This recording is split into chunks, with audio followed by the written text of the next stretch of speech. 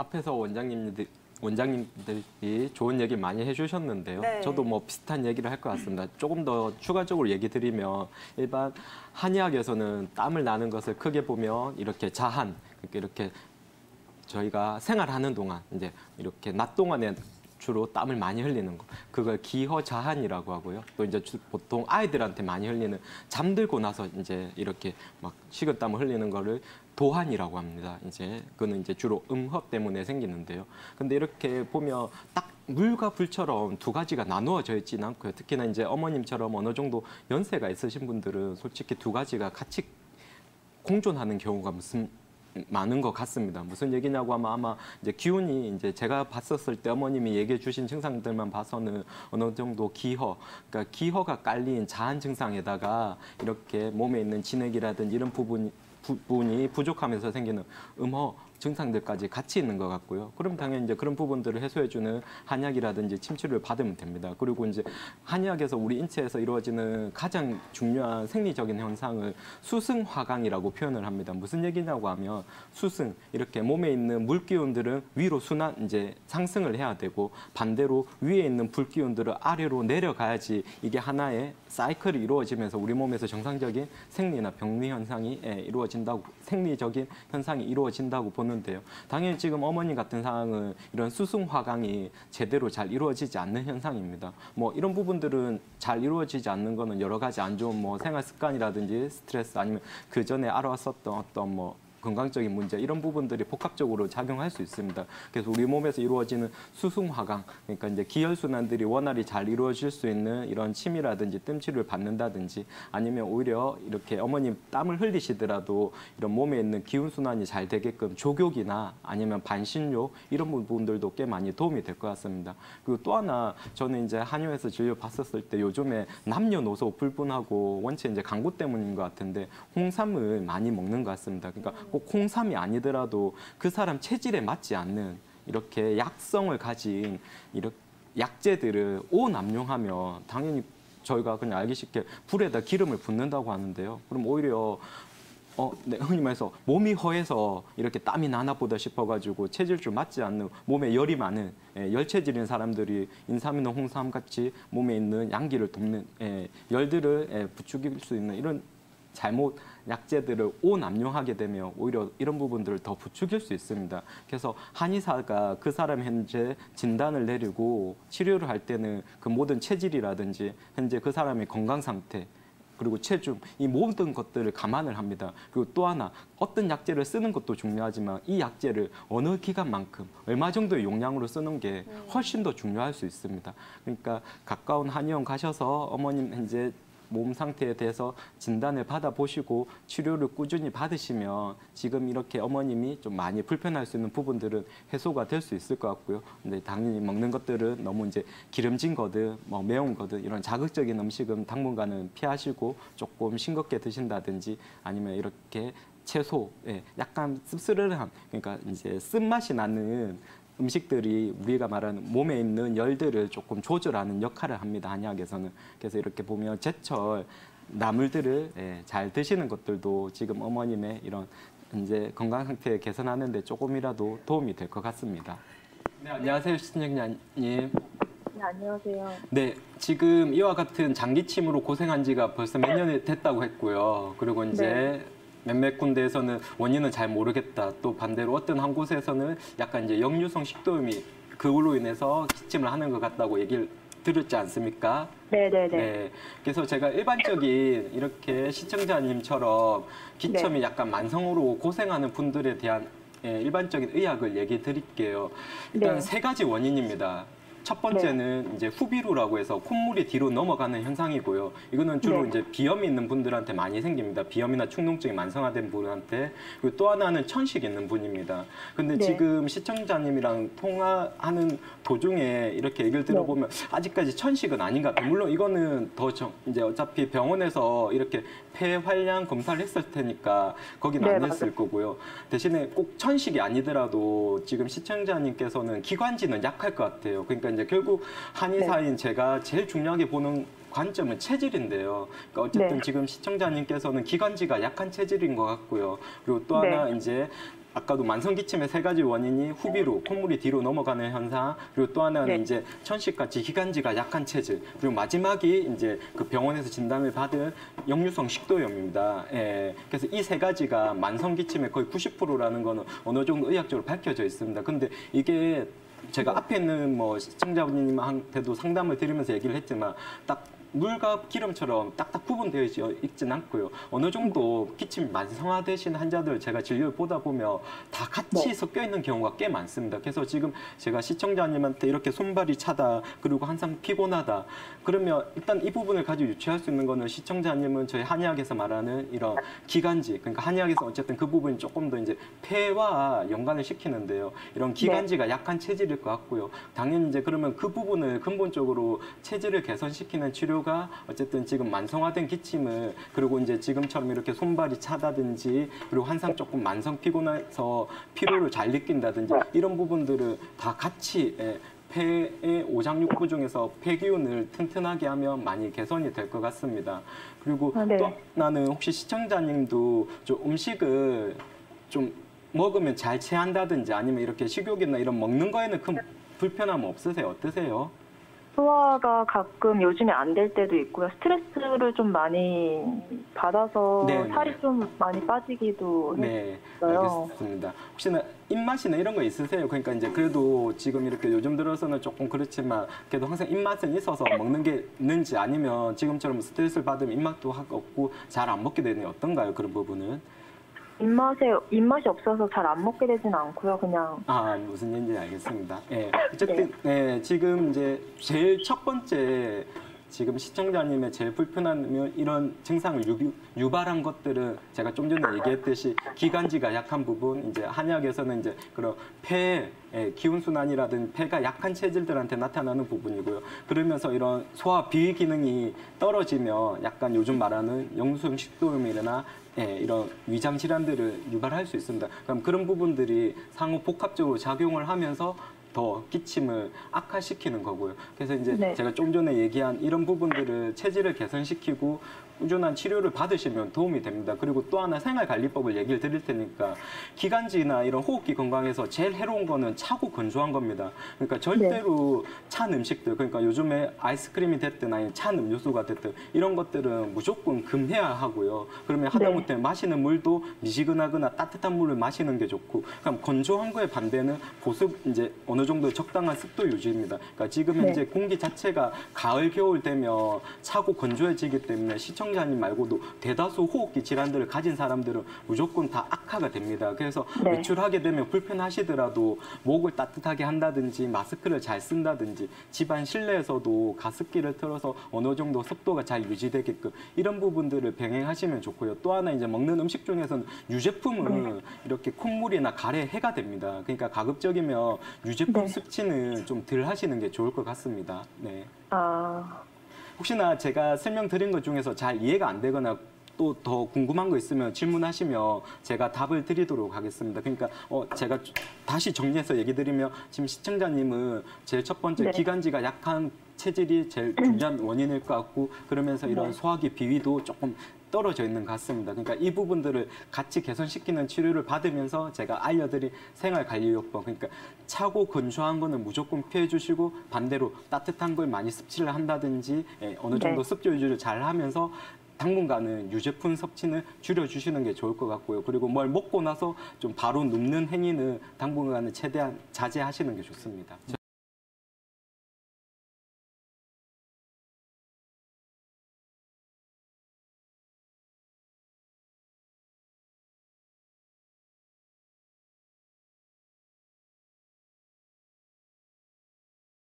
앞서 원장님들이 이제 원인을 잘 말씀을 해주셨고요. 사실 이 증상만으로는 이 여러 가지 원인 중에서 어떤 것이 한 가지 원인이라고 지금 말씀드리기는 힘든 면이 있습니다.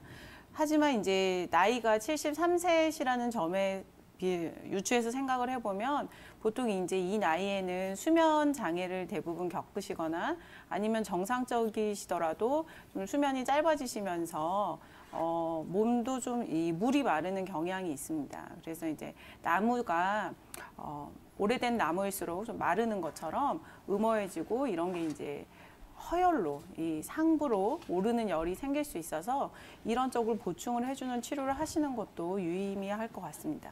그리고 이제 우리가 양방에서는 뭐 보톡스를 쓴다든지 아니면은 뭐 이온 영동 치료를 한다든지 아니면 수술적 방법을 통해서 완전히 이제 땀을 차단시키는 치료를 하지만 사실은 이제 우리 어머님 같은 경우는 땀이 나는 범위가 좀 너무 광범위하기 때문에 이런 치료를 하시기보다는 말씀하신 것처럼 이 잠을 또 충분히 주무시고 식사를 잘 하시고 그리고 이제 나에게 부족한 부분과 과도한 부분을 좀 치료를 해주는 방법을 통해서 해결하시는 게 더 적절하다고 생각합니다. 일단 이 환자분께서 이제 속이 불편하시다 보니까 어떨 때는 맛있는 음식이거나 아니면 컨디션이 좋을 때는 좀 어느 정도 일정량 이상을 섭취를 하시다가 또 속이 너무 더부룩하고 하면은 이렇게 한 끼를 거르시기도 하고 좀 속이 편안해지실 때까지 안 드시기도 하고 이런 패턴이 많으십니다. 소화불량 환자분들은. 그래서 기본적으로 지금 체기가 있으시기 때문에 이거는 뭐 침 치료를 한다든지 아니면은 이 소화 기능을 보강을 해주는 약을 통해서 일단은 현재 상태를 해소를 한 다음에 그 다음에는 음식을 아침, 점심, 저녁을 일정한 시간에 일정한 양을 드시는 게 음식 종류를 가리는 것보다 훨씬 중요합니다.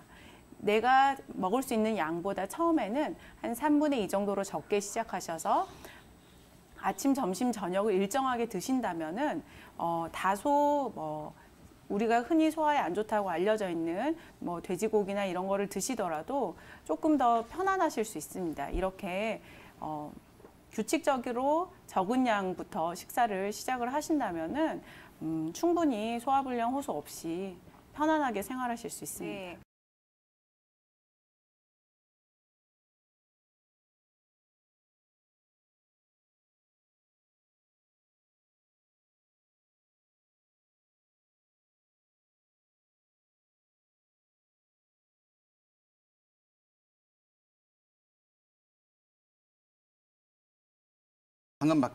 방금 말씀 잘 하셨는데요. 네. 예, 흔히 말하는 다한증이라는 증상을 이제 한의학에서는 병명을 자한이라고 합니다. 예, 스스로 자자에다가 땀 한자를 쓰는데요. 예, 스스로 자자라고 하는 것은 만약에 땀이 나야 될 상황이 있을 때는 땀이 나는 게 당연한 것이죠. 예를 들어서 더운 데 있다든지 아니면 더운 음식을 먹었다든지 아니면 이불을 뭐 두껍게 덮고 잔다든지 그럴 경우에 땀이 나는 것은 정상인데 자한이라고 하는 것은 그런 것이 없는데도 불구하고 땀을 나는 것을 말합니다. 보통 이제 땀이라고 하는 것이 뭐 원래는 이게 생리적인 현상이죠. 우리 몸이 체온이 올라갔을 때 그거를 식히기 위해서 아주 정상적인 생리 반응이라고 보시면 되는데요. 우리 몸에서 땀이 난다는 것은 일단은 두 가지로 보시면 될 것 같아요. 우리 몸에 땀이 나려고 하면은 그 땀을 만들어야 되는 습이라고 하는 원초적 물질이 있어야 되고요. 그리고 이 땀이 아까 말씀드린 것처럼 우리 몸에 있는 체온을 식혀주기 위한 것이기 때문에 이 땀을 데울 수 있는 열이 있어야 됩니다. 그래서 동의보감에 또 명확하게 나와 있는 게 뭐냐면은 땀이라고 하는 것은 습과 열이 있어야 만들어진다라고 되어 있거든요. 자, 그래서 여기서 좀 추론을 해보면은 이 땀이 많이 흘리시는 분들은 일단은 습이 많으신 분과 열이 많으신 분 이렇게 두 가지로 나눌 수가 있으세요. 습이 많다고 하는 것은 우리가 좀 뚱뚱하신 분들 같이 보통 비습하다고 표현하죠. 몸에 너무 물이 많으면은 냄비로 생각하시면 좀 쉽게 이해할 수가 있는데요. 냄비에 물을 가득 채우고 불을 키우면은 불이 세지 않더라도 물이 넘치 흘릴 수 있죠. 예, 그런 경우입니다. 이럴 때는 치료를 어떻게 하시면 될까요? 물을 덜어내야 되겠죠. 예, 그럴 경우에는 우리 몸에서 습을 제거해주는 그런 뭐 백출이라든지 백복령이라든지 텍사 같은 그런 약재를 써서 치료를 하시면 됩니다. 자, 그리고 이제 두 번째가 아까 말씀드렸던 열이 많은 경우인데요. 열이 많게 되면은 물이 많지 않더라도 냄비에서 강한 열 때문에 냄비에서 물이 넘칠 수가 있습니다. 이럴 땐 치료는 당연하게 불을 좀 약하게 꺼주면 되겠죠. 예, 그래서 불을 꺼주는 약을 써야 되는데 이때 중요한 게 이 열이 진짜 열인 실열인지 아니면 몸이 허여서 생긴 허열인지를 구분해 주는 게 중요합니다. 그래서 실열일 경우에는 진짜 열을 꺼줘야 되고 그리고 허열일 경우에는 열은 열인데 허여서 생긴 열이기 때문에 허한 거를 보충해 주면서 열을 꺼주는 것이 중요합니다. 거기 외에다가 또 이 열이 어디에서 생겼는지를 봐야 돼요. 오장 육부에서 다 열이 생길 수가 있기 때문에 뭐 간에 열이 생겼다든지 심장에 열이 생겼다든지 콩팥에 열이 생겼다든지 그런 것들을 또 판단을 해야 되고요. 그리고 또 이 열의 양상을 또 파악이 됩니다. 이게 습열인지 아니면 조열인지를 판단해서 거기에 맞게 약을 써야 됩니다. 그래서 좀 굉장히 복잡한 과정이 필요합니다.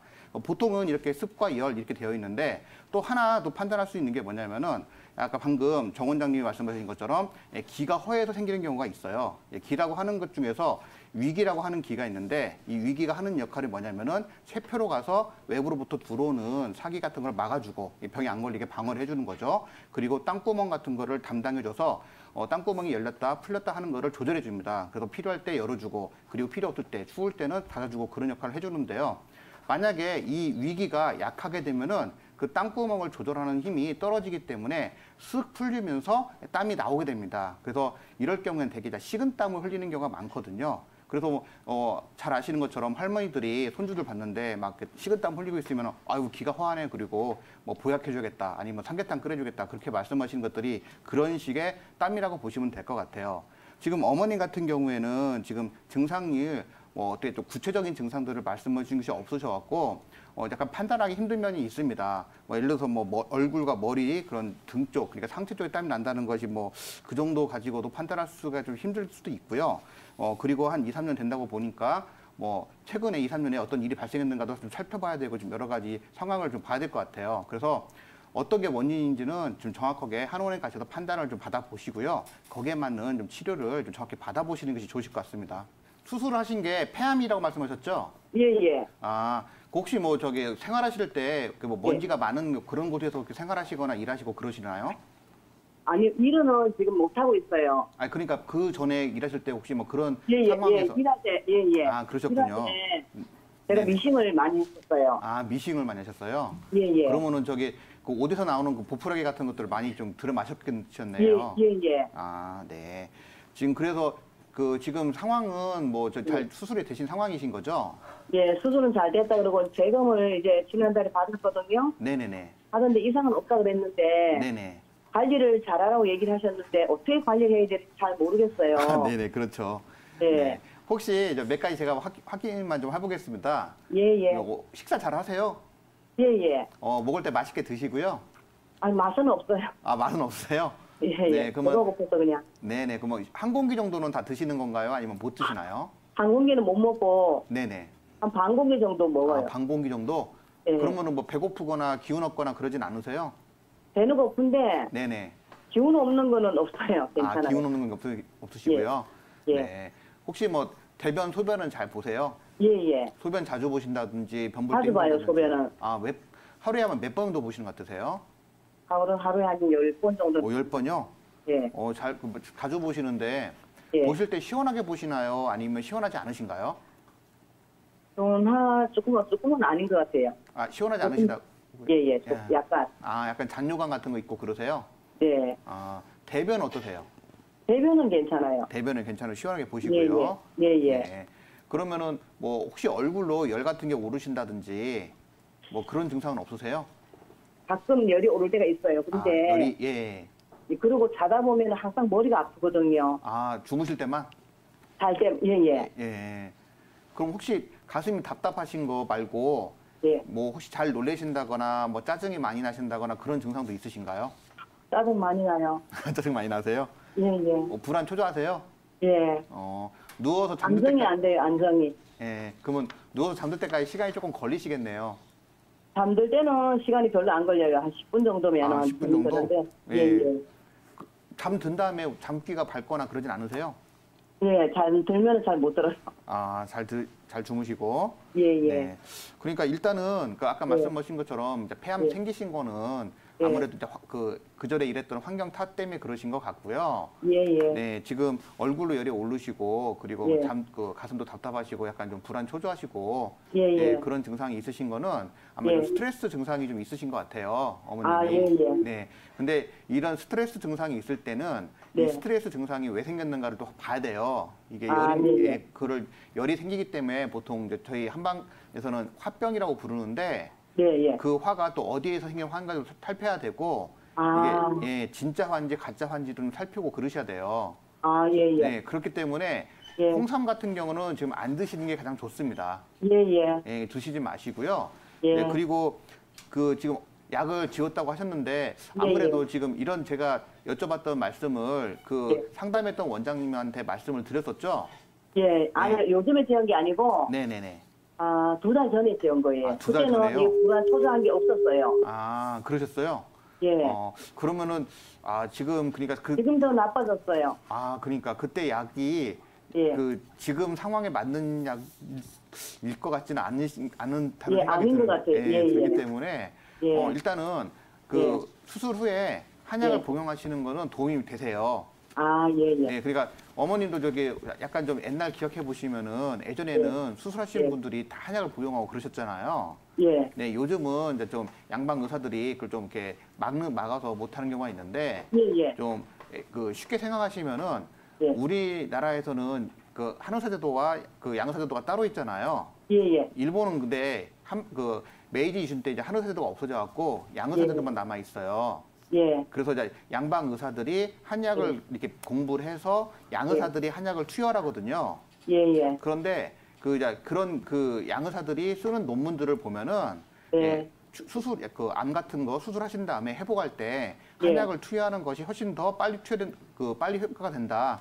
예, 예. 네, 회복된다 그런 논문들이 많이 나와 있어요. 예, 예. 네, 그러니까 양방 의사들도 그렇게 쓰는데 저희는 이제 우리나라는 그 한의사 제도라는 좋은 제도가 있잖아요. 예, 예. 네, 그러니까 가서 정확히 진단 받고 예. 약을 복용하시면 도움이 되실 것 같아요. 그래서 예, 예. 그때 약은 예. 좀 아깝지만 좀 놔둬보시고 다시 한번 진찰을 예. 받아보시는 게 좋으실 것 같아요. 네. 그러고요. 네. 한 가지만 더 여쭤볼게요. 네, 제가 저기 한의원에 다니면서 그 약침이라는 걸, 네네네, 그걸 한 2달 정도로 맞았어요. 네네네.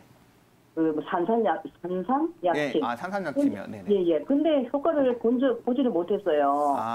그러니까 그게 아까 말씀드렸다시피 예. 그러니까 이제 약간 지금 열이 좀 있으신 약간 화가 예. 있으신 상태인데 예. 아마 인삼류만 들어가시면 살짝 그럴 수가 있을 것 같아요. 예, 예. 예, 그래서 한약 다른 뭐 예를 들어서 열을 꺼주는 예. 한약을 같이 복용하시면서 뭐 예. 그 산삼약침을 같이 맞으시면은 제 예. 생각에는 조금 더 좋은 시너지 효과가 나타나지 않을까 생각이 듭니다.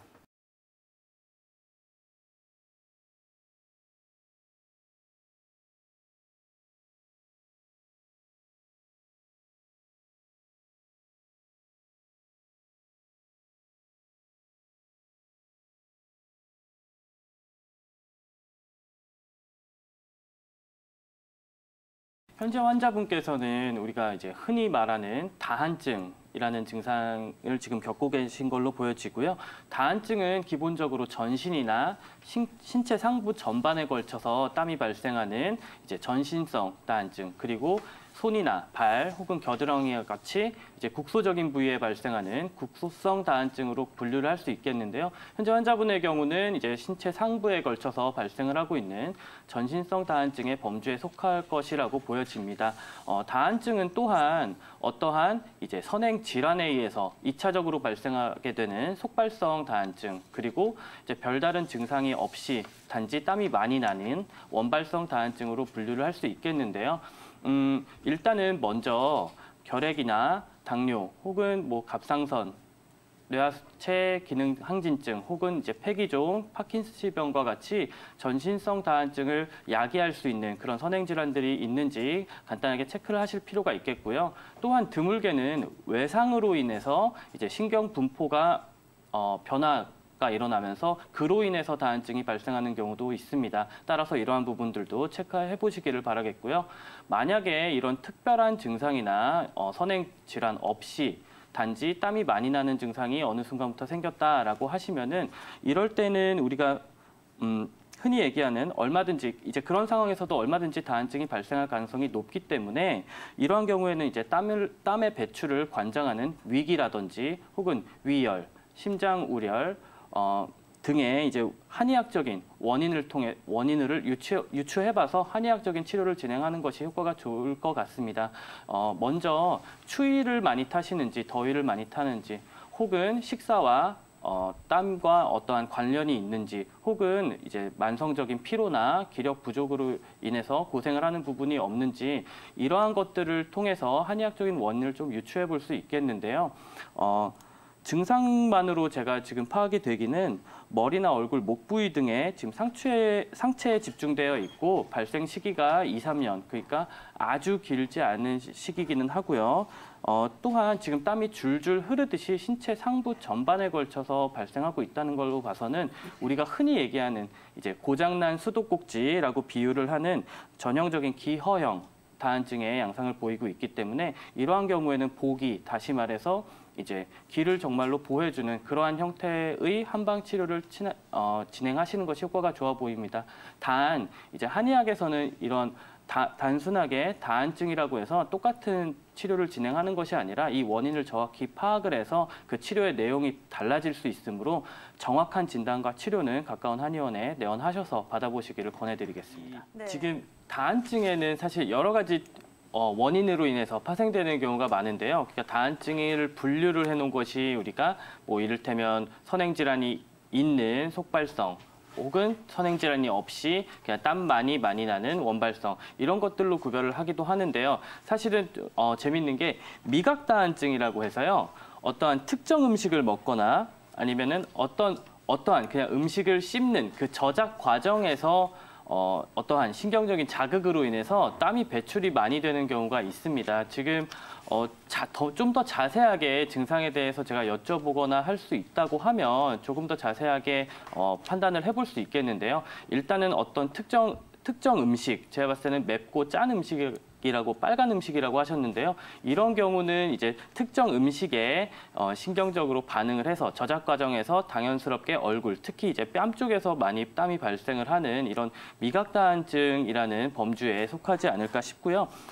이제 한의학적으로 간단하게 좀 설명을 드려보면 아까 제가 다한증에 대해서 설명을 드릴 때 위열이라든지 뭐 심장 우열이라든지 이러한 분류를 통해서 한의학적으로 다한증의 원인을 파악해 본다라고 말씀을 드렸는데 지금 같은 경우는 이제 위열의 범주에서 그러니까 식사 시간이라든지 식사의 종류에 따라서 땀이 발생하는 경우에는 위열의 범주에서 다한증을 생각해 보는 경우가 많습니다.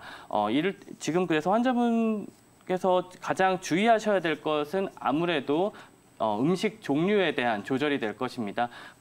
무조건 맵거나 뭐 빨간 음식을 무조건 피하시는 게 아니라 적당하게 소량씩 규칙적으로 조금씩 점차 몸이 적응될 수 있도록 양을 늘려주시던지 아니면 처음에 치료를 진행할 때는 가급적이면 빨갛고 매운 음식을 조금 섭취를 중단한 상태에서 이제 식단을 운영을 해주시는 것이 중요할 것 같고요.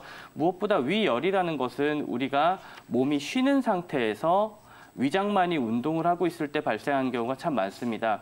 무슨 얘기냐면 우리가 자거나 혹은 휴식을 취하고 있을 때 윗속에 내용물이 들어있어서 소화작용을 하고 있다고 하면은 이로 인해서 우리가 몸에서 필요로 하지 않는 불필요한 위열이 발생해서 이로 인해서 땀을 발생시킬 수 있다라는 원리인데요. 따라서 식사의 종류도 조절을 해주셔야겠지만 식사 시간 자체를 규칙적으로 맞춰주시는 것도 매우 중요합니다. 그러니까 우리가 식사를 하는 시간을 몸에서 익숙해지도록 만들어주시게 되면은 식사하는 시간 동안에는 자연스럽게 꼭 몸에서 필요한 생리적인 열만이 발생을 했다가 자연스럽게 우리가 식사를 하지 않는 시간이 돼서는 그 열이 또 자연스럽게 가라앉게 되는 이제 그러니까 몸이 자연스럽게 식사를 하는 시간과 안 하는 시간을 구별할 수 있게끔 해주시는 것이 필요 없는 위열 발생을 시켜서 다한증이 발생하는 것을 막아줄 수 있는 좋은 방법이 될 것이라고 생각을 합니다.